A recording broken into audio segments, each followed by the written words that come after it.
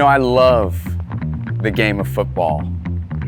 It's truly unique from so many other sports, if not all other sports, in my opinion. The number of players, the number of coaches, the different types of individuals that it utilizes, so different than one another, so much coordination and all that it takes and preparation for success on a football field. Something that's interesting about the game of football, there's yardage that you take and there's successes that you have, and then there's moments when you're moved back. It's 3 yards forward and 5 yards back and 10 yards forward and 3 yards back. Sometimes you can travel great distances, 98, 99 yards, and fumble the ball and walk away with nothing. Successes and failures. I think there's an interesting parallel standing here in this moment with life. So many great moments and moments that look brilliant and moments that cause high fives and great amounts of cheering and even adoration at the things that we were maybe able to accomplish, even as an individual effort or with another group of people. Other times there's these seasons that seem to be one loss after another loss after another loss. We seem to be moving backwards faster and quicker than we could ever hope to move forwards. Oh, but then there's the crowd.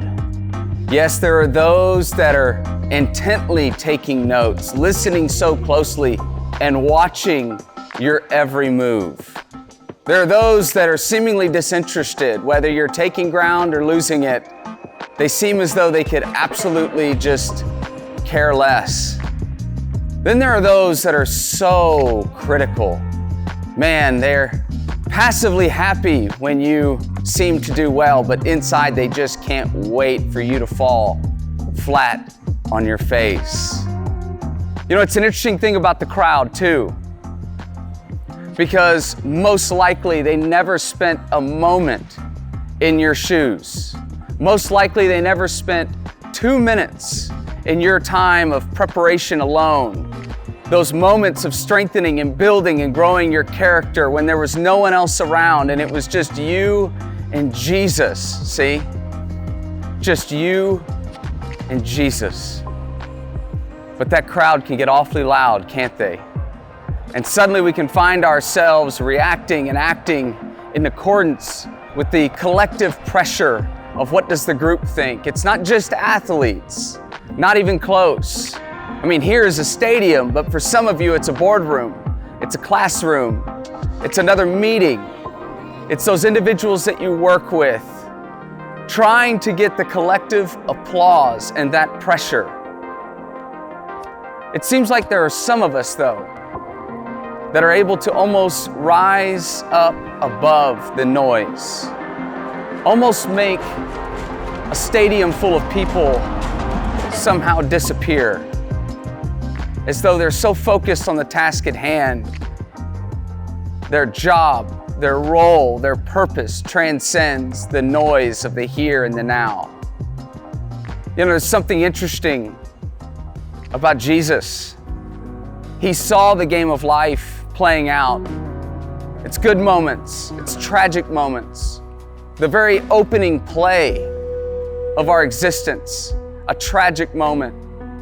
What's interesting about Jesus, he didn't just stay high above. God didn't just spin it all into motion and watch as humanity kept taking another step and another step and another step backwards. Actually, he came down on the field, joined us in the mess, saw firsthand the failures, the heartache, the pain. And when Jesus would show up, he said something so interesting in John 6:38. For I have come down from heaven not to do my will, but to do the will of him who sent me.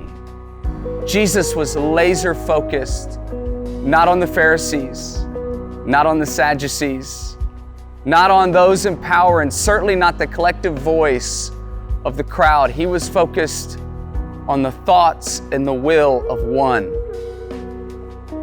his Father. So I want to encourage you in the game of life and all of the sounds that you may deal with the cheers and the jeers, whether you're in a season of taking 1 yard after another, moving forward and feeling good, or whether you're in a season in which you feel like you can't even remember the last time you were moving in the right direction. Understand this. We were created for an audience of one. One opinion of you is the only one that matters. And that's the opinion of Jesus, who loves you. He wouldn't just stay high above.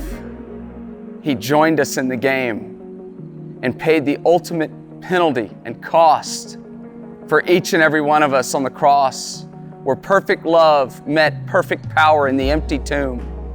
And ultimately, what you have and what I have and what we all have who wear the very name of Jesus, no matter what happens, we have victory.